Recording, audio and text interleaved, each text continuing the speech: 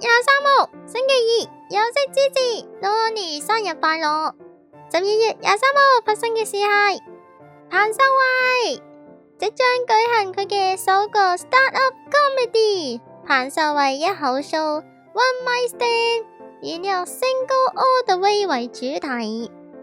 多年嚟佢嘅獨角戲一直都受大家愛戴，有呢個多人知嘅29+1啦，然後上年又有失憶諒解備忘錄，咁呢兩個好似都大獲成功。然後今年嘅聖誕就係呢個全新表演一口 show， 繼續一人舞台同大家親密接觸，送俾大家一個充滿喜悅笑聲同埋互動嘅聖誕 One Mic Stand。唔知你有冇睇過呢類型嘅表演呢？你應該現場睇嘅話比係冇睇過，不過網上嘅話睇片有見過類似。唔知你鍾唔鍾意呢種表演形式呢？今日睇咗喺你生日嘅份上，就同你講一個比喺笑話合集入面揀出嚟嘅笑話啦。去動物園嘅時候，一般最先會見到邊隻動物呢？5秒時間你去思考。5、4、3、2、1，零。答案係人類。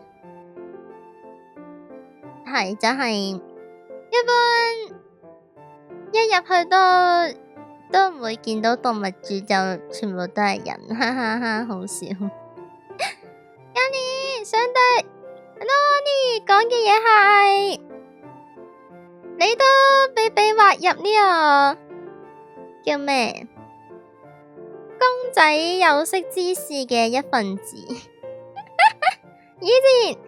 以前對嗰啲會養公仔嗰啲咩 OB11嗰類，或者其他嗰啲乜嘢1/4、1/8、1/6呢啲大啲嘅公仔呢，一直都係主要知可能3、4個有識之士會有研究有興趣咁樣。即係今年發現你都係其中一個，主要最近去有孖展咁樣。不過鼻都覺得鼻係好難整出嚟。如果一定要整嘅話，可能整校服或者女服裝咁樣會容易啲。呢個公式服的確係有少少太難整出嚟，係咯。希望今年你有機會得到一個專屬嘅鼻公仔啦。希望整到啦，希望整得好好睇睇啦。